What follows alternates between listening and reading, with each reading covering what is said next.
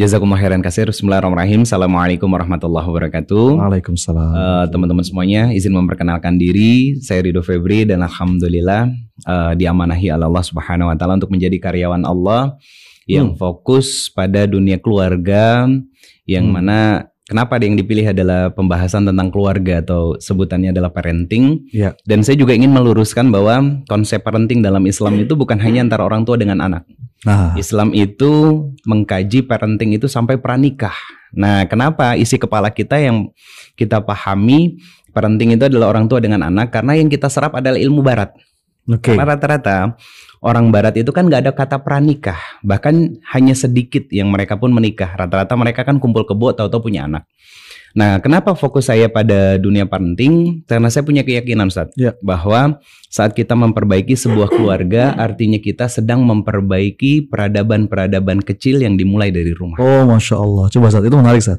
Ketika kita fokus memperbaiki keluarga, sebenarnya kita lagi memperbaiki peradaban kecil. Betul. Batu bata Betul. yang paling kecil dalam sebuah bangunan besar peradaban dunia gitu ya. Betul, Ustaz. Masya Allah, iya benar saat. Betul. Itu yang bikin antum akhirnya merasa penting nih untuk fokus di sini gitu Iya, Ustaz. karena apapun aktivitas kita di luar itu sangat berpengaruh dan dipengaruhi oleh rumah. Oke. Contoh sederhana gini, kalau kita bicara karir, sustainnya sebuah karir ketika kita di luar rumah itu sangat bergantung pada sustainnya hubungan kita dengan keluarga di dalam rumah. Makanya Nabi SAW mengatakan kan khairukum li ahlihi wa ana khairukum li ahlihi. Yes. Kalau bicara karir berarti bicara kita laki-laki. Ya. Sebaik-baiknya kita laki-laki di luar rumah adalah mereka yang terbaik sikapnya di dalam rumah. Iya. Artinya, kenapa parenting yang saya angkat? Karena saya pengen kita tuh para laki-laki bukan hanya terang benderang di luar, tapi gelap di dalam. Tapi terang dengan cahaya yang berpendar di luar-luar rumah, karena di dalam rumah cahaya itu juga gemerlap. Oh, Masya Allah. Jadi jangan sampai kayak lampu ya saat. Iya, betul. Dari luar terang, begitu dideketin panas gitu ya. Banget. Atau kayak lilin. Kayak lilin ya? Iya. Gimana tuh lilin? Lilin itu kan dia menerangi sekelilingnya tapi habis dengan sendirinya. Artinya dia berusaha untuk memberikan manfaat di luar rumah, tapi ternyata di dalam rumahnya rusak, bahkan cacat dan lain sebagainya. Di luar kita dipuji-puji, wah Betul. trainer hebat atau Betul. bos yang luar biasa. Iya. Begitu sampai rumah anak mual gitu. Nah, itu. Gitu. Ratusan orang bertepuk tangan buat kita, ribuan orang mengeluh-ngeluhkan nama kita. Begitu sampai di rumah, istri diam, istri sering sakit hati, istri sering kecewa, istri sering menangis, anak nggak dekat dan lain sebagainya. Iya. Itu masalah besar, Ustaz. Dan tadi menarik Zat, sempat kita ngobrol sebelum kita syuting tadi Zat. Ada 4 peran setidaknya yang kita mainkan dalam hidup ini dalam Quran. Yang pertama peran kita sebagai seorang hamba, hubungan kita dengan Allah. Iya. Yang kedua peran kita sebagai suami atau istri. Betul. Yang ketiga peran kita sebagai orang tua. Iya. Dan yang keempat peran kita sebagai makhluk sosial. Iya. Itu gimana Zat? Oke, itu sebetulnya mengkodifikasi dari dua tugas. Jadi tugas sama peran kan beda, Ustaz. Oke. Tugas itu lebih general, Iya. kalau peran lebih spesifik. Oke. Nah, kalau kita bicara tugas kan dua. Satu Quran surat 51 ayat 56 dan Quran surat kedua ayat 30. Surat 51 ayat 56, wa ma khalaqtul jinna wal insa illa liya'budun. Beribadah. Yang kedua Quran surat kedua ayat 30, inni ja'ilun fil ardi khalifah. Berinteraksi secara sosial, artinya kita menjadi wakil Allah untuk berinteraksi dengan sesama manusia. Nah, ini tugas. Jadi hablum minallah dan hablum minannas. Dari dua ini turun 4. Apa saja? Menjadi seorang hamba, kemudian menjadi seorang sepasang suami istri, lalu menjadi seorang ayah dan ibu, kemudian menjadi makhluk sosial. Nah, dari 6236 ayat Al-Quran, Allah itu membahas 4 peran ini. Oke. Di mana peran paling besar yang dibahas oleh Allah? Yang kedua. Oke. Sepasang suami istri. Kalau kita kerucutkan, misalkan ada tugas sebagai seorang ibu, ada tugas sebagai seorang istri, ada sebagai makhluk sosial, dan ada sebagai diri sendiri. Ini kalau kita bicara perempuan misalkan, Ustaz, mana peran yang paling banyak disebut di dalam Al-Quran? Itu peran sebagai seorang istri. Kedua baru sebagai seorang ibu. Ketiga baru tentang dirinya. Gitu keempat baru makhluk sosial. Nah, kebanyakan manusia sekarang nih itu egosentrisnya kuat banget, Ustaz. Egosentrisnya. Betul, lebih memikirkan diri sendiri. Oke. Contoh sederhana gini, mah temenin aku belajar dong gitu kan. Nanti sayang, mama lagi tanggung dulu. Aduh, ini banyak yang kena nih Zat. Itu sekali, 2 kali, 3 kali kan, berkali-kali akhirnya anaknya nggak mau lagi minta tolong sama orang tuanya untuk belajar. Sampai satu titik orang tua itu ngomong, kenapa ya anakku kok sekarang nggak mau cerita lagi sama aku, nggak deket sama aku, padahal itu dibangun udah lama tuh nggak sadar. Itu habits yang salah, Zat. Iya. Bahkan gini, yang lebih parah lagi, sepasang suami istri tidur di atas kasur yang sama, berada di dalam kamar yang sama, dan tinggal di dalam rumah yang sama. Ketika mau tidur saling beradu punggung dan wajahnya bercahaya. Aduh, dengan LCD. Iya benar. yang sedang dia pegang masing-masing. Saya narik napas nih ya. Nah itu kayaknya materi kita banyak yang sindur nih Ustaz di video ini. Itu banyak dari kita tuh yang pada akhirnya saya membahasakan dengan kalimat, banyak dari kita yang bisa tinggal bersama tapi tak mampu hidup bersama. Tinggal sih bersama, tapi hidupnya nggak betul-betul belum tentu. Iya. Nah kayak contoh gini, Ustadz, kata Ustadz kan salah satu cara untuk kita membangun rumah tangga yang sakinah mawaddah warahmah itu kan dengan membangun komunikasi yang baik. Iya. Saya sudah berumah tangga 30 tahun. Emang apa lagi yang harus diobrolin sama pasangan saya? Saya cuma jawab, Bapak, Ibu gitu kan. Kan Bapak atau Ibu yang menikah, kok tanyanya sama saya gitu. Berarti kan artinya 20 atau 30 tahun ini hanya usia pernikahan Ustadz, bukan usia kebersamaan. Itu hanya angka. Betul. Nah inilah kenapa fokus saya pada peran pertama, kedua, ketiga. Karena gini, kita nggak akan bisa menjadi seorang ibu atau ayah yang baik, yang salih dan solihah, yang bisa menghadirkan keteladanan bagi anak-anak dan kita menjadi orang tua idola bagi anak-anak kalau kita sebagai sepasang suami istri masih bermasalah. Masih egosentris, istrinya terlampau baperan gitu kan, suaminya keras kepala, semena-mena dan lain sebagainya.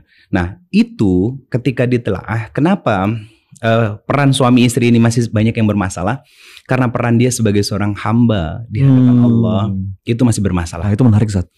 Tapi dia sholat Ustaz, tapi dia ngaji, tapi dia lulusan pesantren misalkan gitu. Iya, ilmu-ilmu yang dia miliki hanya menggantung di tenggorokannya saja. Amal-amal yang dia kerjakan hanya sebatas melepas kewajiban saja. Karena setiap amalan itu ada barometernya Ustaz. Dan puncaknya itu pasti takwa. Kalau kita bicara tentang takwa berarti kan kehati-hatian. Artinya bukan hanya sekedar kita menjalankan apa-apa yang Allah perintahkan, tapi kita punya prinsip menahan diri kita untuk tidak berinteraksi dengan apa-apa yang Allah tidak suka. Ini menarik Ustaz. Makanya kaidah dari Nabi kan ibda binafsik ya. Kalau dari 4 peran tadi yang antum sebutkan yang sudah kita bahas, berarti ini berurutan Ustaz. Betul. Berurutan. Dan itu jadi rumus. Betul. Mulai dari diri dulu. Betul. Ya, diri hubungan kita dengan Allah. Betul. Ya, dan baru ngomongin hubungan kita sebagai pasangan, sebagai suami, sebagai istri.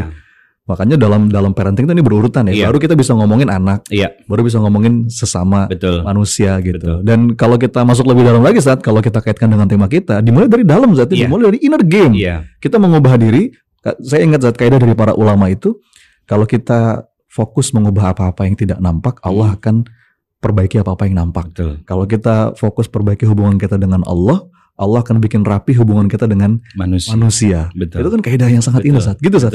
Antum sepakat dengan itu ya? Dengan itu. Artinya gini, baiknya hubungan kita dengan manusia itu tergantung dari kualitas baiknya hubungan kita dengan Allah.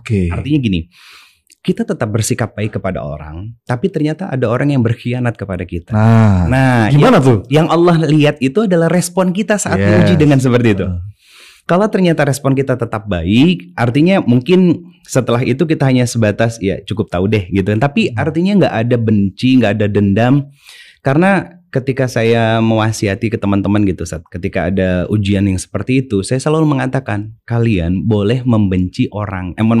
Kalian boleh membenci sifat dan perilakunya, tapi jangan pernah membenci orangnya. Itu kaidah penting. Iya. Dan berarti kan artinya kalau kita punya pemahaman seperti itu, dia sudah selesai dengan Allah.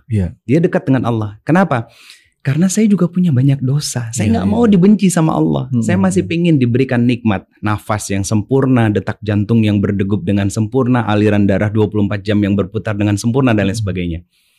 Kan kita nggak mau akhirnya dibenci oleh Allah Subhanahu Wa Taala karena kita membenci manusia. Makanya ayat tentang memaafkan dan meminta maaf itu unik Ustadz. Quran surat ketiga ayat 133 134. Makanya Ali Imran ya. Dibuka dengan kalimat wasari'u ila maghfirati mir rabbikum. Allah seperti mewasiati kepada kita, hambaku, kamu tuh punya dosa. Lebih dululah kamu beristighfar, bertaubat, introspeksi diri, muhasabah diri, perbaiki yang di dalam. Gitu. Agar nanti perbuatan yang tampak itu aku yang perbaiki. Karena di ayat 134-nya Ustaz, itu kan ada ciri yang lainnya. Fisoro iwadoro, menginfakkan harta dalam kondisi sempit ataupun lapang. Ya kan, kemudian apa? Menahan amarah dan mudah memaafkan orang lain. Nah, kalau kita masih susah untuk maafin orang lain, masih egosentris dengan diri kita sendiri, berarti ada problem dengan hubungan kita dengan Allah. Itu ya, makanya ini yang sering saya tanyain sama para ibu-ibu. Mana yang susah, memaafkan apa melupakan? Melupakan, Ustaz. Berarti selama ini Anda memaafkan yang baru dusta. Karena memaafkan sama melupakan itu satu paket yang gak bisa dilepaskan. Gitu ya, Ustaz ya? Iya, karena gini, memaafkan itu kan bukan diucap dengan lisan aja. Tapi ada effort yang kita ikhtiarkan untuk melupakan kesalahan dari orang lain. Dengan cara apa? Melihat dan mencatat serta menelisik lebih dalam betapa banyak Allah memberikan nikmat dalam kehidupan kita. Ilustrasi yang sering saya buat tuh gini, Ustaz. Gelas airnya jernih, tiba-tiba dimasukin dengan spidol yang warna hitam. Airnya jadi hitam. Ya kan? Bagaimana cara air di dalam gelas ini bisa jadi kembali jernih? Bukan ditumpah, tapi dituang air yang jernih putih dengan jumlah yang lebih banyak. Yang tadinya hitam menjadi coklat, kemudian sedikit keruh, akhirnya putih, bersih, jernih, kita masukin kulkas. Dalam kondisi yang paling haus, nggak mungkin kalau kita nggak mau minum itu. Pertanyaannya, apakah kita masih mengingat bahwa air itu sebelumnya warna hitam? Enggak. Kan rata-rata kalau kita lagi umroh, Ustaz, lagi city tour dapat mineral water botol, itu kan rata-rata kan air laut yang disuling. Peduli nggak kita kalau itu air laut? Enggak, kita haus ya minum. Nah, lantas kenapa? Allah sudah kasih kita hidup. Suami kita selalu pulang ke rumah, dia kasih nafkah. Istri kita selalu memperbaiki diri, dia menjaga rumah, merawat rumah, setia kepada kita. Bukankah itu kebaikan yang harusnya mengisi gelas-gelas kotor di dalam diri kita dan berganti menjadi air-air yang bersih dan jernih. What you focus expand. Jadi kalau kita fokus pada kebaikan, itu keburukan jadi nggak kelihatan. Tapi itu menarik, Zat. Tadi ini inner game banget nih. Tadi kalimat antum tentang bagaimana kita perlu memisahkan antara perilaku dan manusianya. Kita perlu memisahkan antara perbuatan dengan identitas sebagai manusia. Kadang-kadang kita kalau marah sama orang atau sama anak lah gitu, mungkin ada 1-2 perilaku dia yang nakal mungkin. Tapi kita kadang-kadang nggak fokus sama perilakunya, malah kita serang anaknya. Itu nggak bagus, ya? Nggak boleh. Kamu ini nakal gitu. Seakan-akan kita menganggap semua perilakunya itu nakal. Bahkan dalam kemaksiatan saja, yang perlu kita benci maksiatnya. Pelaku maksiatnya kita nggak boleh benci, gitu kan, Zat? Betul. Kemarin waktu September, Ridho berangkat umrah, Zat. Waktu di Mekah, istri itu nge-WhatsApp. Ini Ridho cerita sedikit. Kata istri itu, ayah Soleh sayang, doain kakak. Kakak lagi agak futur ini untuk menghafal Qur'annya. Kata istri.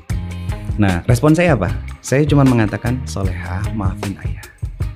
Dia cerita, anak kami sedang futur menghafal Al-Quran. Lagi malas gitu ya. Tapi saya yang minta maaf, Ustaz. Nah, istri nanya, loh kan ayah gak salah apa-apa, terus kenapa ayah minta maaf? Saya cuma jawab, Soleha, ayah khawatir dan takut ada kemaksiatan yang ayah lakukan di luar rumah, dan itu ternyata dosa dan balanya berdampak. Masya Allah, ini penting, Ustaz. Jadi bahkan kita ngelihat peristiwa kayak gitu aja, nunjuknya ke diri dulu, diri sendiri. Banyak di antara kita kalau ada sesuatu langsung nunjuknya keluar orang lain. Yang disoroti orang terus. Itu kayak fakta yang terjadi di lapangan umum begini nih. Daftar ulang anak ibu yang berangkat, ngambil rapot anak ibu yang berangkat, ya kan? Ketika anak berprestasi, bapak yang terangkat, anak siapa dulu gitu kan? Giliran anak yang bermasalah, kamu gimana jadi ibu? Nah, itu nggak boleh, itu nggak sehat. Biasanya emang itu ciri suami yang bermasalah. Ini menarik, Saat ini inner game banget nih. Bahkan saya juga pernah dengar ya, dan ini penting untuk kita bahas. Para salafus saleh itu kan melihat sekecil apapun tadi kayak antum tuh ya, sekecil apapun ketidaknyamanan. Bahkan dalam beberapa riwayat ngelihat tikus yang mengganggu di rumah aja langsung ingat dosa. Apalagi ngelihat anak yang nggak bisa diatur, pasangan kok gini, langsung ingat dosa. Sebegitu sensitifnya, sebegitu pekanya. Tapi hari ini Zat, banyak di antara kita yang udah kena musibah sebegitu berat masih ngomong, dosaku apa Ustadz? Aku kurang apa Ustadz? Atau nemu di lapangan kayak sering banget. Itu gimana tuh Ustadz? Sering banget. Jadi ngabarkan kepekaan itu loh. Karena gini, rata-rata ketika orang memperbaiki diri kan biasanya dikasih insight sama kita. Ustadz gini. Oh iya, lakukan ini. Dilakukan sama dia. Ketika mau startup, mau memulai, yang dipikirkan apa Ustadz? Hasil. Yang akhirnya sebulan, 2 bulan, setahun, 2 tahun nggak ada hasilnya sama sekali, ya kan? Akhirnya apa? Dia balik lagi dengan keluhan. Ya persis seperti itu. Saya sudah melakukan semuanya Ustaz, tapi kenapa justru malah semuanya diambil sama Allah? Karena kebanyakan dari kita, satu, ketika mau memulai itu sudah memikirkan hasil. Terobsesi dengan hasil. Betul. Alih-alih mestinya kita menikmati proses. Betul. Nah, yang kedua, kita lupa untuk mensyukuri banyak nikmat yang kita lewati, Ustaz. Mohon maaf gini. Saya sering tanya kepada para pasangan gitu ya, suami istri yang mereka bermasalah. Berapa lama kalian bermasalah? Setahun 2 tahun ini, Ustaz. Dalam 2 tahun ke belakang suami saya pernah selingkuh misalkan, gitu kan. Saya akan memaklumi dan memahami kenapa seorang perempuan ya kan bisa merasa sakit yang sangat dalam. Karena memang selama ini begitu percayanya sama suami. Nah, seorang suami juga harus tahu diri. Jangan memaksakan bahwa aku sudah berubah. Gak bisa. Tapi ada dia masih ngungkit-ngungkit terus nih, Ustaz. Gitu. Kan aku udah berubah, Ustaz, gitu ya. Makanya dia harus menunjukkan dengan sikap tanpa meminta. Karena kepercayaan itu kan bukan diminta, Ustaz, tapi dibuktikan. Nah, ini yang kita sering sampaikan ketika sudah duduk bareng. Lihat deh, kalian diberikan ujian besar oleh Allah dalam 2-3 tahun ke belakang, tapi lihat belasan tahun Allah bahagiakan kalian. Lihat itu. Kalian bahagia, kalian bisa staycation, kalian bisa liburan, anak kalian pintar, cerdas semuanya. Coba renungi belasan tahun itu untuk menutup luka dan duka dalam 3 tahun ini. Jadi ingat doanya Nabi Ayub ya, saat ketika lagi sakit. Betul. Aku malu karena ya aku sakit baru sekian tahun, sedangkan Allah ngasih aku nikmat sudah sekian lamanya. Itu indah banget tuh, Ustaz. Karena memang para nabi dan rasul itu ngajarin kita itu untuk menukar dengan amalan terbaik kalau kita pengen dapat sesuatu yang terbaik dari sisi Allah. Artinya kita mulai dari yaitu tadi cross check, introspeksi diri, melihat ke belakang bahwa nikmat Allah tuh lebih banyak. Yang patut kita syukuri. Makanya kalau kita menghitung-hitung nikmat Allah kan kita tidak pernah bisa. Tapi ujian Allah tuh hanya sedikit saja. Makanya di Quran surat kedua ayat 155 kan, dengan sedikit rasa takut dan lain sebagainya. Minal khauf waju gitu dan lain sebagainya. Nah, ini menarik, Ustaz. Kita masuk sekarang ke ujian dan masalah. Bagaimana nih, Ustaz?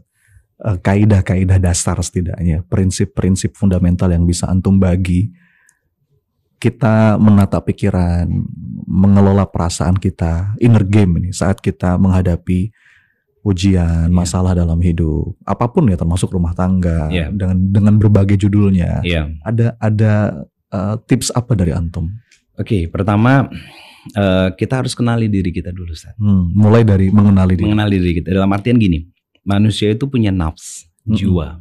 Nah, jiwa itu diciptakan oleh Allah Subhanahu Wa Taala dalam kondisi netral. Makanya Allah berikan 2 jalan bagi mereka untuk memilih. Fa'alhamaha fujuraha wa taqwaha.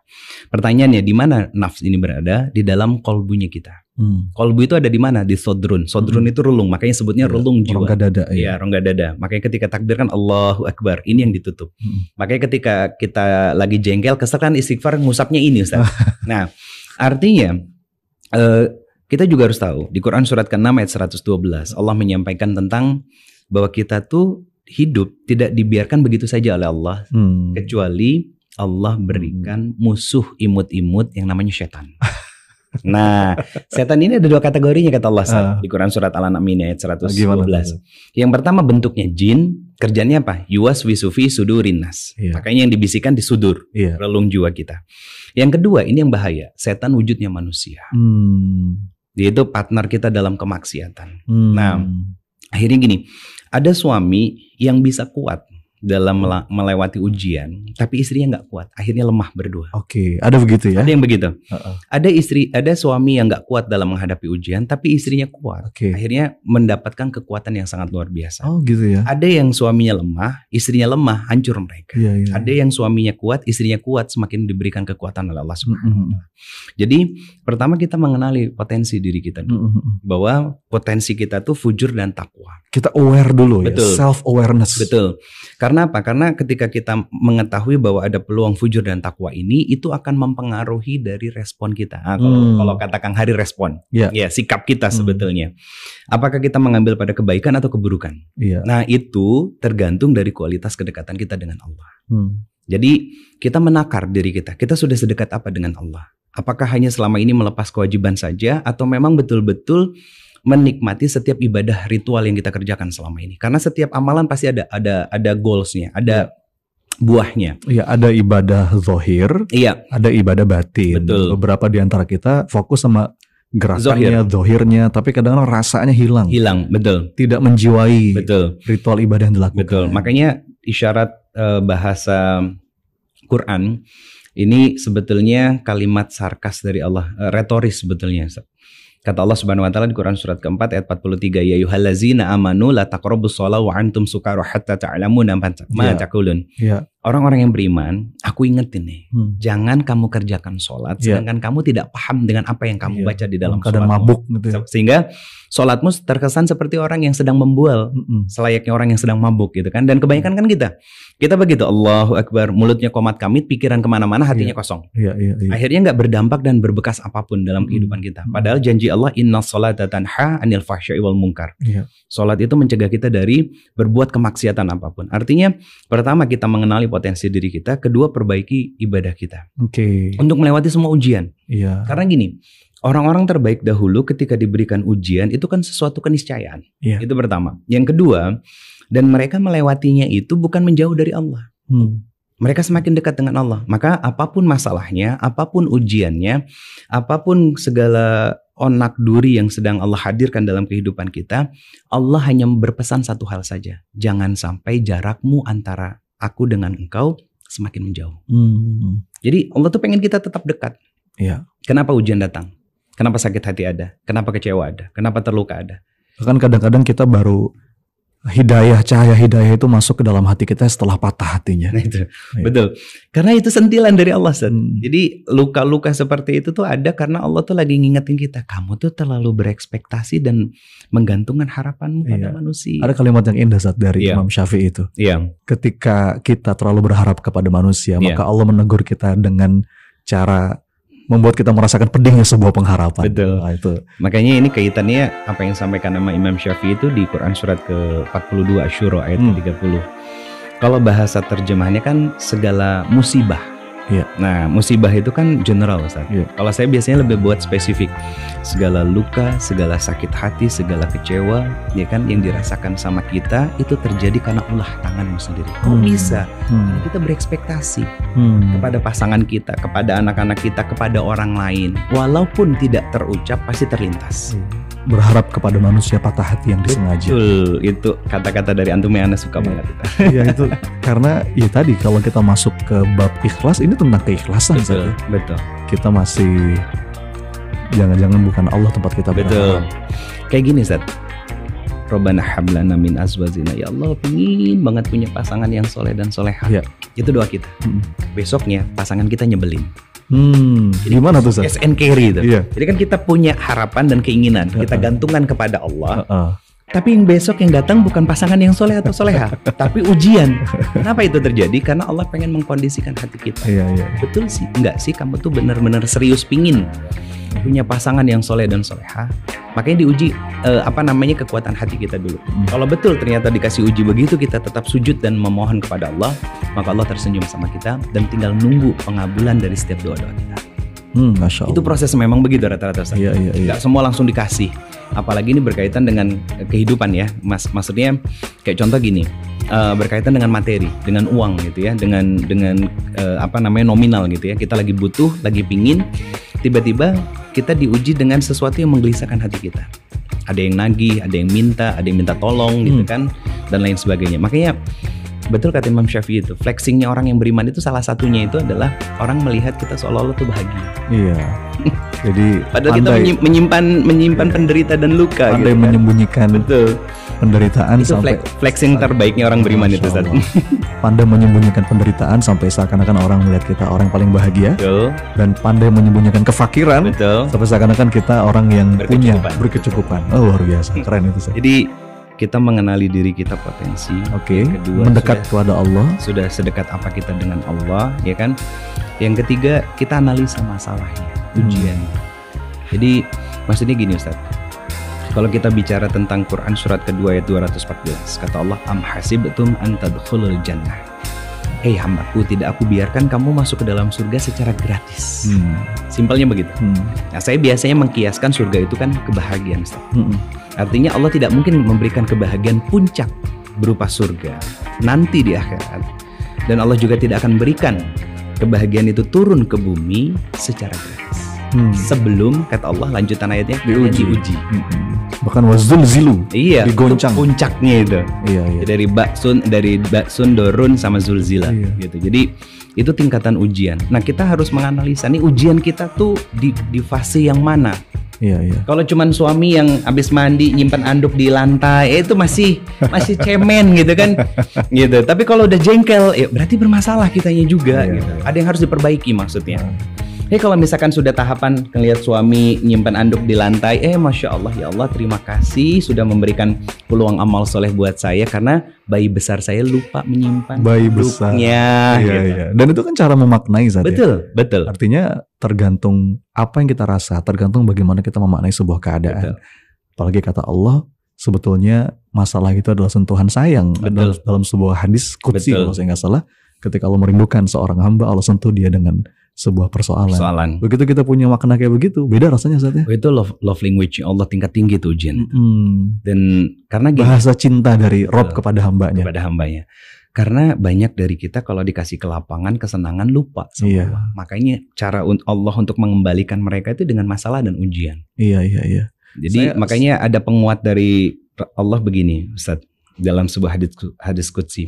Kalau kau tidak ridho dengan semua masalah yang aku berikan, kalau kau tidak bisa sabar dengan semua ujian yang aku hadirkan, maka carilah Tuhan lain selain aku dan keluarlah dari bumiku. Malam yashkur ala na'ma'i walam yasbir ala balai walam yarda biqada'i fal yakhruj min tahti samai. Kan ngeri Ustaz.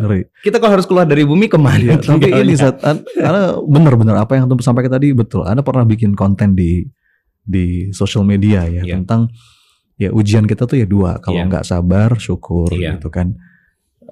Ada banyak yang komen Saat, bisa nggak sih kita milih ujiannya syukur aja, seakan-akan syukur itu lebih mudah, padahal faktanya kan ujian kelapangan tadi yang bilang ujian kemudahan itu bikin orang malah banyak yang lalai, banyak yang gagal.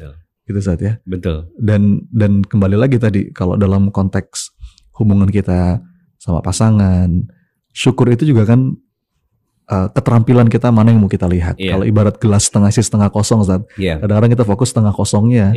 Kita fokus sama kejelekan-kejelekan suami. Mungkin dia punya kesalahan atau suami kepada istrinya. Tapi kalau kita mau lihat geser sedikit sudut pandangnya, banyak juga kenangan indah, banyak juga kebaikan, keindahan yang Allah hadirkan dalam hidup. Betul. Makanya pernikahan itu adalah seni menggoreskan memori terbaik antara kita dengan pasangan. Kita ulang Saat. Pernikahan adalah seni menggoreskan kenangan terbaik dengan pasangan. Masya Allah. Artinya ketika saya meninggal duluan atau istri kita meninggal duluan, semoga cerita saat bersama kita itulah yang membuat mereka semakin kuat dan semakin tunduk dalam sujud-sujud mereka kepada Allah. Masya Allah. Begitu pula kepada anak Saat ya. Betul. Yang membuat anak akhirnya mendoakan kita saat kita udah tiada. Karena kan itu peluang yang Rasulullah kasih tuh. Betul. Begitu kita sudah wafat, putus semua amal kita. Kecuali 3 diantaranya doa anak-anak soleh. Dan doa itu boleh jadi terucap dari lisan anak karena ada goresan kenangan indah yang kita tinggalkan. Nah, gitu, Saat ya. Saya pernah ngelakuin random sampling test nih.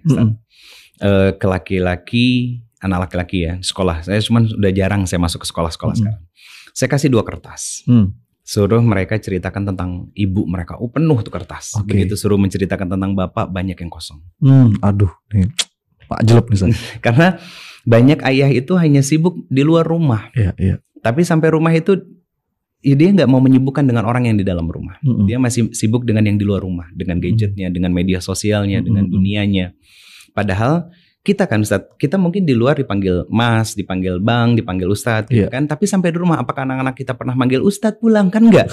Kita pasti dipanggil Abi, Ayah kan gitu. Itu menunjukkan peran kita sebenarnya. Peran kita di dalam rumah. Maka kita harus tanggalkan egonya kita itu, pakaian kebesaran di luar rumahnya kita. Itu yang tadi di awal kita sebut, jangan sampai kita bercahaya di luar rumah tapi gelap di dalam rumah. Saat itu kan kesadaran yang perlu kita punya kalau sebagai laki-laki. Betul. Nah, kalau sebagai istri Ustaz, banyak yang nonton nih. Kalau suami saya begitu gimana Ustaz? Kalau apa? Suami saya yang begitu gimana? Kalau sebagai laki-laki tadi kita tanggalkan ego kita, sadar bahwa kita punya peran sebagai seorang ayah. Kesibukan kita di luar itu tidak menggugurkan kewajiban kita tadi menggoreskan kenangan indah untuk orang yang kita cintai. Kalau sebagai seorang istri nih Saat, angle-nya. Iya Ustaz, suami saya begitu tuh. Gimana Ustaz? Oke, kalau angle-nya dari seorang istri ya, Iya. walaupun kita yang bicara ada seorang laki-laki, bukan berarti kita Pembenaran. ingat, bukan pembenaran dan bukan membela seorang laki-laki. Yang ingin saya sampaikan adalah kenapa suami kita belum soleh, Oke. kenapa suami kita belum bisa memuliakan kita sebagai seorang istri dan membahagiakan kita sebagai seorang yang selayaknya wanita. Mohon maaf, saya pakai kata-kata ini. Mungkin bisa jadi memang kita belum layak di hadapan Allah mendapatkan perilaku baik itu semuanya. Kenapa? Karena kedekatan kita dengan Allah itu baru sebatas biasa-biasa saja. Maka jadilah wanita yang solihah, yang doanya bukan hanya didengar oleh Allah, tapi juga Allah siap mengijabah semua doa-doa baik yang kita panjatkan kepada Allah. Artinya gini Ustaz, kalau kita bicara seperti pertanyaan Ustaz tadi kan kita bicara tentang Asiyah binti Muzahim. Suaminya ideal nggak? Iya, Fir'aun. Nggak ideal. Fir'aun itu adalah tokoh laki-laki dengan semua keburukan laki-laki yang ada dalam diri dia. Iya. Cuman kan artinya gini, apa yang dilakukan sama Asiyah itu yang jadi fokus kita seharusnya sebagai seorang wanita. Fokus Asiyah adalah memperbaiki terus hubungannya dengan Allah sehingga dia bisa terus berkhidmat kepada suaminya. Walaupun pada akhirnya ketahuan bahwa Asiyah beriman kepada Tuhan dari Musa alaihissalam, akhirnya memerintahkan algojonya untuk membunuh Asiyah berada tepat di depan mata Fir'aun gitu kan. Cuman sebelum meninggalnya doanya kan diijabah sama Allah dan dibukakan hijab antara apa yang menjadi keinginan dan apa yang menjadi pemberian dari Allah. Seperti yang Allah termaktub di Quran surat ke-66 surat At-Tahrim ayat ke-11. Minta dibangunkan istana di dalam surga, minta dijaga dari perilaku buruk Fir'aun, minta dijaga dari perilaku buruk dari pengikutnya Fir'aun. Boleh doa ini diamalkan oleh perempuan? Boleh, harus seorang istri. Jadi kalau posisi suami kita belum sebaik seperti yang kita harapkan dan nggak seburuk Fir'aun juga kan? Dan nggak seburuk Fir'aun juga gitu. Karena ini yang sering saya tanyakan ya Ustaz. Kan suami kita nggak pernah membunuh orang saya bilang gitu. kecuali membunuh perasaan para istri. Waduh. Betul kan? Dengan egonya, dengan keras kepalanya, nggak mau dengerin, cueknya semena-mena dan lain sebagainya. Itu membunuh perasaan itu Ustaz. Nah, saya bukan membela laki-laki, tapi saya ingin menguatkan. Fokus dengan diri gitu. Betul, bahwa kalian itu sebagai seorang perempuan itu punya potensi besar. Potensi besar untuk menjadi ahli surga atau potensi besar menjadi ahli neraka. Oke, bahkan Ibunda Siti Asiyah tadi yang suaminya sebejat Fir'aun pun menjadi wanita yang paling mulia di antaranya. Satu di antara 4. Kalau responnya itu tepat. Betul. Karena fokusnya kan pada Allah. Dan dia meyakini bahwa suami saya seperti itu takdirnya Allah. Dan saya disatukan sama suami saya dengan suami yang seperti ini, itu maunya Allah. Karena memang Asiyah sendiri kan terkungkung Ustaz. Karena kalau minta cerai itu kan dibunuh. Akhirnya mau gak mau ya tinggal dalam istana walaupun tidak ada kebahagiaan. Nah, Allah menghadirkan kebahagiaan bukan lewat suaminya, tapi lewat manusia lain, anak kecil lucu yang bernama Musa alaihissalam. Nah, itu cara Allah. Kita fokus pada Allah, kita khidmat kepada suami, nanti Allah akan hadirkan kebahagiaan itu dengan cara yang lain. Misalkan anak yang soleh dan soleha. Nah, itu anak yang qurrata ayun. Maka kalau bicara tentang wanita, kita bicara tentang asal-usul fitrah penciptaan manusia, terutama wanita Ustaz. Jadi Ibnu Katsir dalam Bidayah wa Nihayah menyampaikan tentang waktu awal Nabi Musa alaihissalam Nabi Adam alaihissalam awal diciptakan, kemudian merasa gelisah ya dengan semua kenikmatan yang ada, minta sama Allah dihadirkan pendamping. Ketika Allah ciptakan Hawa dalam kondisi Nabi Adam sedang tertidur ya kan, kemudian begitu bangun nanya Nabi Adam, kamu siapa? Mar'ah. Jadi nggak nyebut Hawa. Justru yang ngasih nama Hawa itu adalah Nabi Adam alaihissalam. Ketika ditanya sama malaikat, jadi bahasanya kayak kita lagi nongkrong. Adam, itu cewek yang sama kamu tuh siapa namanya? Hawa gitu. Bahasa simpelnya begitu Ustaz. Jadi ketika Hawa mengatakan bahwa Mar'ah kan artinya perempuan yang sangat perasa dalam. Jadi perasa yang sangat dalam itu Mar'ah. Senang dengan sesuatu yang indah, itu Mar'ah. Itu memang setelannya gitu tuh. Setelan defaultnya memang begitu. Setelan pabriknya Ustaz.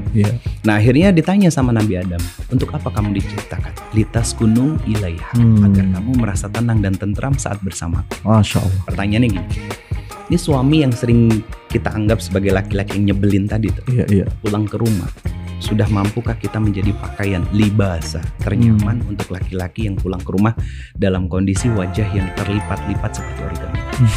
Kalau belum, maka jangan berharap dia bisa menjadi laki-laki seperti apa yang Anda harapkan.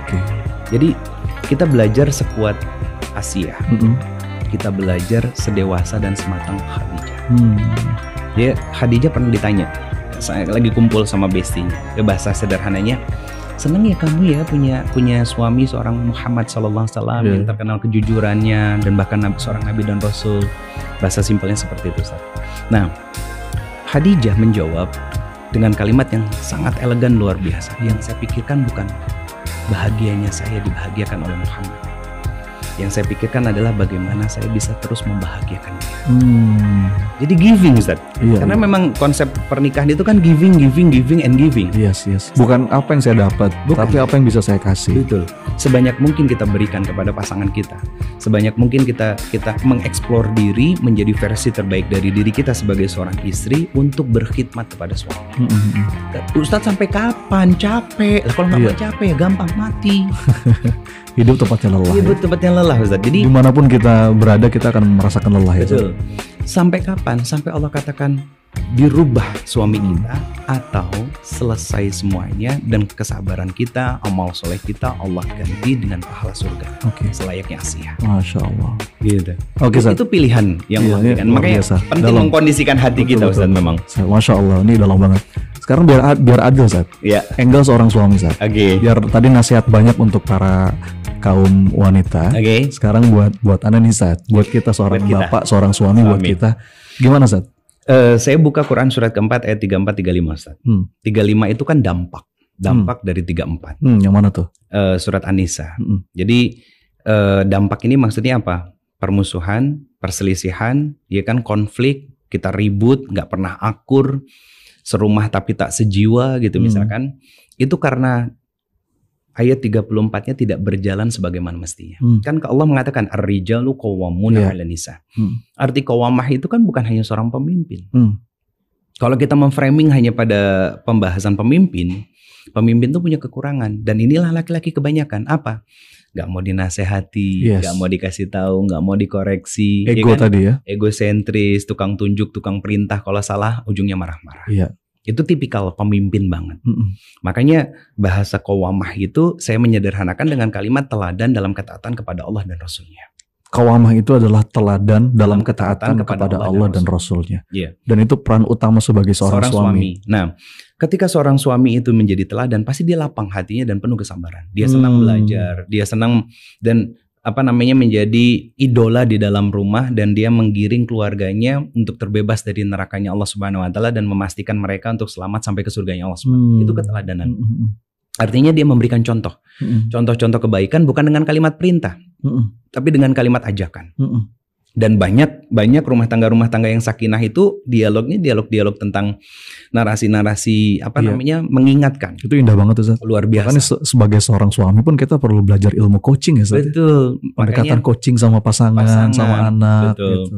Nah, kalau suaminya mampu menjadi seorang seperti ini, maka bisa dapat jaminan istrinya solihah. Iya.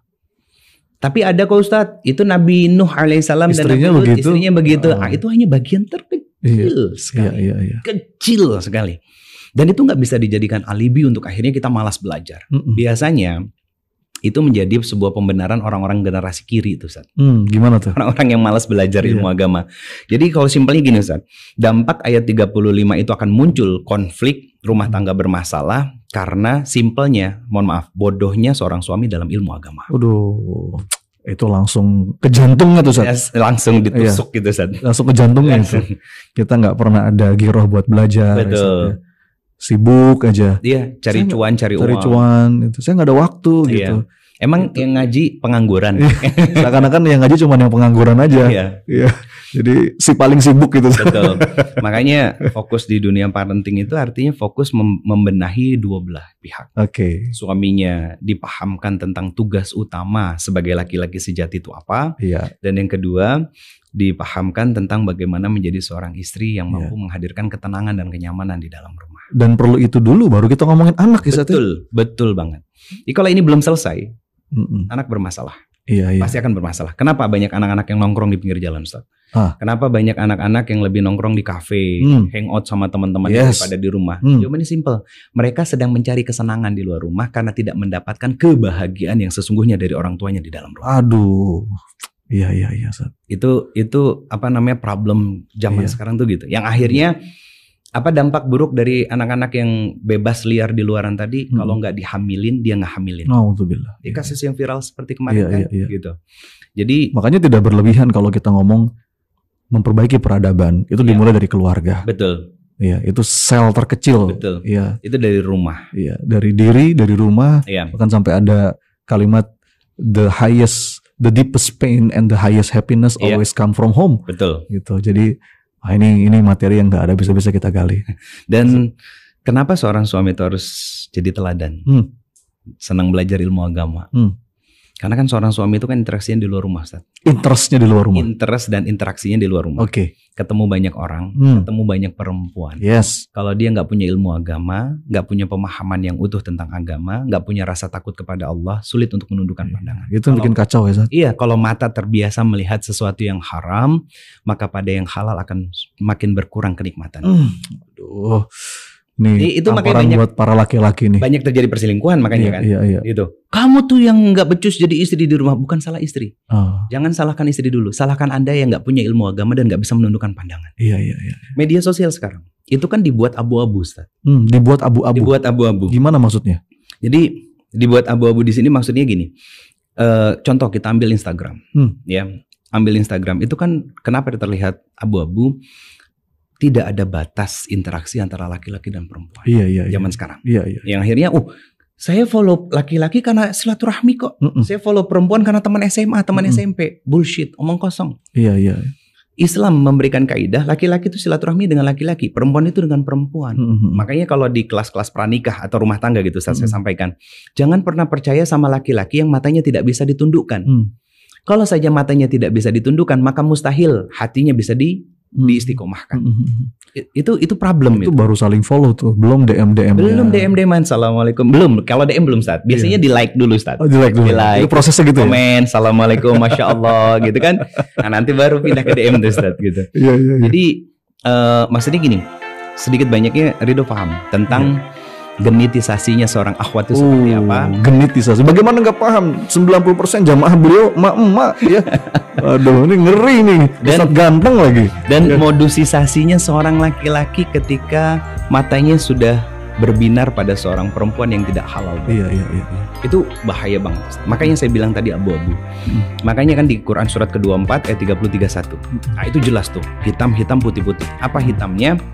Larangan jelas dari Allah bahwa laki-laki harus menundukkan pandangan. Iya kan? Dan dipanggilnya dengan kulil mukminin, katakan kepada laki-laki yang beriman, spesifik. Berarti kalau kita tidak bisa menundukkan pandangan sebagai seorang laki-laki, sebagai seorang suami, sebagai seorang ayah kepada perempuan yang tidak halal bagi matanya, maka ada masalah dengan iman. Aduh, jelek, Ustaz. Nah sekarang kenapa yang di ayat 31-nya ini perempuan? Jadi seperti pesan dari Allah bahwa perempuan bantu itu para laki-laki itu untuk menundukkan pandangannya dengan cara di media sosial. Kamu gembok tuh media sosialmu. Jangan kau mudahkan untuk dibuka secara umum sehingga laki-laki yang tidak halal bagimu menikmati keelokan tubuh dan wajahmu. Itu pesan langit Ustaz. Kalau kita tarik dengan kondisi dan keadaan sekarang gitu ya. Jadi seseru itu sebetulnya ketika kita bisa memahami apa yang Allah mau. Artinya kita belajar mengkondisikan hati. Inner game. Ya, kalau kita nggak bisa mengkondisikan hati, kita nggak paham dengan apa yang Allah mau, nanti khawatirnya kita hidup semau gue sendiri. Yang akhirnya tabrak sono tabrak sini dengan dalih kebebasan tapi yang salah. Yang akhirnya itu tadi melakukan pembenaran, playing victim, manipulasi dan lain sebagainya. Itu dampak besarnya itu luar biasa, Ustaz. Iya betul, Ustaz. Sepakat ya. Dan memang bahasan ini nggak ada habis-habisnya, Ustaz ya. Iya. Bahkan makanya ibadah yang paling panjang itu kan pernikahan. Betul. Iya, pernikahan. Tapi kalau tadi semua orang, baik itu seorang suami, seorang istri, dia punya kematangan spiritual. Artinya dia tidak menyoroti terus pihak lain. Segala sesuatu yang dilihat dirinya sendiri, dia beres sendirinya, dia dekatkan dirinya dengan Allah.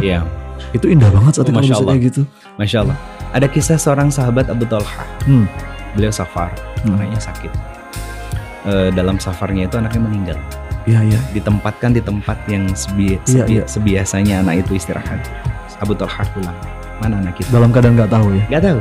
Sudah tidur, sudah berbaring, sudah rebahan di tempat biasanya. Gitu. Nah, disediakan tuh makanan, dilayani seksualnya dan lain sebagainya. Jadi disembunyikan dulu sama istrinya. Dulu. Itu kalau nggak punya ketenangan jiwa, udah itu histeris. Wah, kayak istri zaman sekarang lah gitu ya. Nah, kayaknya ini kan sebenarnya cara kita untuk belajar bagaimana orang-orang terbaik dahulu dipilih oleh Allah menjadi ahli surga. Jadi pelajaran buat kita, jadi model buat kita. Betul, role model yang betul-betul hidup gitu. Makanya Quran kan 30% itu adalah sejarah isinya. Nah, sampai akhirnya begitu semuanya sudah diberikan kepada suaminya, bahkan sudah berhubungan suami istri juga. Satu waktu istrinya bertanya, suamiku kalau ada seseorang yang meminjamkan barang, kemudian yang pemilik barang itu mengambil kembali, tapi yang dipinjamkan itu marah-marah. Bagaimana sikapnya? Itu sikap nggak tahu diri, kurang ajar dia kan hanya dipinjamin dan lain sebagainya. Tipin gitu ya? Iya, istrinya senyum. Anak kita telah diambil kembali oleh pemiliknya itu Allah SWT. Ya Allah, kaget itu saat. Akhirnya besoknya nyari Rasulullah, cerita sama Rasulullah kondisi dan keadaannya. Rasulullah senyum. Dan menanyakan, apa yang kamu lakukan pada malam hari itu sama istrimu? Apakah kalian berjima? Iya ya Rasulullah. Nah semenjak itu didoakan anaknya soleh-solehah semuanya. Dan betul Ustaz, jadi ulama besar semua anak-anaknya. Tolha ya? Iya, itu pelajaran besar buat kita bahwa ketenangan jiwa dari seorang istri itu akan mampu mengantarkan banyak kebaikan di dalam rumah. Taskunu ilaiha tadi. Ya, kebaikan. Jadi gini, kita bicara default. Dan kita nggak bisa saat menenangkan orang sebelum kita tenang dulu. Nah, karena kebahagiaan itu seperti zakat tuh, Ustaz. Oh, gimana tuh? Ketenangan itu seperti zakat. Kalau sudah jatuh nisabnya, maka pasti akan keluar dengan sendirinya. Iya. Artinya kalau kita sudah betul-betul bahagia menurut Allah, kita sudah betul-betul tenang dan tentram serta punya kenyamanan dalam menjalani kehidupan, itu nular. Itu pasti akan keluar dengan sendirinya dan kita akan mampu menenangkan suami, menenangkan istri. Contoh begini, Ustaz. Ini seorang suami yang dia punya ketenangan jiwa dan kematangan dalam kedewasaan dia sebagai seorang suami. Pulang ke rumah, dibuka rumahnya, istrinya mukanya dilipat. Masya Allah, ya Allah, cemberutnya aja cantik, apalagi senyumnya. Apa sih, gombal kan gitu? Iya kan? Kalau biasanya apa sih, baru pulang capek-capek dipasang muka kayak gitu. Nah, itu kan umumnya laki-laki gitu kan. Kan kita bicara yang nggak umum gitu. Yang ini yang sudah matang, punya pengendalian jiwa yang bagus gitu kan. Yang akhirnya kan istrinya mau ketawa tapi ditahan karena masih jaim gitu kan. Akhirnya apa? Dipeluklah istrinya dari belakang, dibisikin, "Gak usah ngerjain apa-apa hari ini ya. Kamu ganti baju, sekarang kita keluar, kamu boleh jajan apa aja." Waduh, ini inspirasi buat para suami ini ya. Itu akan membahagiakan seorang istri. Iya. Akhirnya kenapa? Karena suaminya sudah bahagia. Dia bahagia dengan lelahnya, capek dia di luar. Kebahagiaan dia apa? Kebahagiaan dia adalah saat saya tahu saya akan pulang dan bertemu dengan bidadari yang sangat cantik. Dialah istriku. Nah, begitupun istrinya. Kalau punya pengendalian jiwa yang sangat luar biasa dalam ketenangan, kebahagiaan yang paripurna, Ustaz, yang selalu diikhtiarkan dengan kedekatan dia kepada Allah. Dibuka pintu rumah, dia dapati suaminya begitu lelah, capek gitu kan, dia nggak akan bertanya Mbak Bibu. Dia peluk suaminya, soleh, sayang, apapun masalahnya, Allah yang akan menyelesaikan semuanya. Nggak mungkin kalau nggak makin tenang tuh jiwa suaminya. Masya Allah. Nah, itu litaskunu ilaiha. Saling menenteramkan, saling membahagiakan, saling menjaga dalam kebaikan-kebaikan yang Allah ridhoi.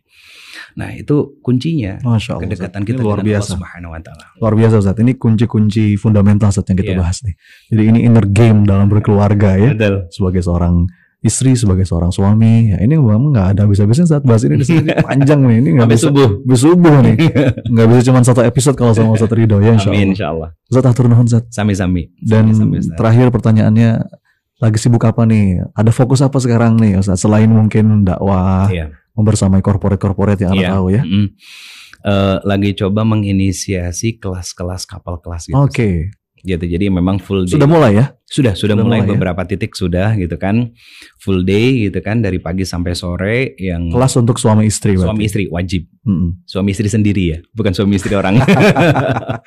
Nah, itu memang berbayar karena kita pakai fasilitas hotel, ya kan, cuman bawa badan. Iya dong. Dengan semua pernak-pernik di hotel itu kita manfaatkan. Apa judulnya, Zat? Judul kelasnya? Tadinya JCC, Janati Couple Class. Kayaknya agak susah disebutnya. Akhirnya berubah, Ustaz. Jadi namanya Quality Time Series. Oh, memang bagaimana kelas itu bisa menjadi momentum berkualitas buat para pasangan. Sebetulnya nanti kedepannya mau menyasar juga yang para jombloisme-nya. Pranikah. Artinya quality time di sini bukan hanya tentang suami dan istri, tapi quality time antara dia dengan Allah saat menanti datangnya jodoh terbaik yang memang Allah pilihkan terbaik untuk Masya Allah. Sukses terus Ustaz. Amin. Barokah dengan semua pergerakan dan program dakwahnya. Amin, insyaallah. Semoga juga bisa sinergi dengan PP insyaallah ya. Insyaallah. Di beberapa kesempatan lain. Amin, insyaallah. Terima kasih Ustaz Ridho. Sama-sama. Mudah-mudahan berkenan diundang lagi. Dengan senang kita bahas hati. dengan tema yang berbeda. Insyaallah. Ya, seputar inner game insyaallah. Insyaallah. Teman-teman, semoga ada inspirasi, ada ilmu, ada insight banyak banget saya yakin tadi ya. Termasuk juga tamparan-tamparan, nasihat-nasihat yang jelek banget ya, sindiran-sindiran halus. Semoga menggugah jiwa kita, mengubah diri kita, mengubah hidup kita, mengubah kualitas hubungan kita. Dan mudah-mudahan kita bisa hadirkan lagi guest speaker yang lain dengan tema yang berbeda. Masih tetap di Inner Game Podcast. Terima kasih. Assalamualaikum warahmatullahi wabarakatuh.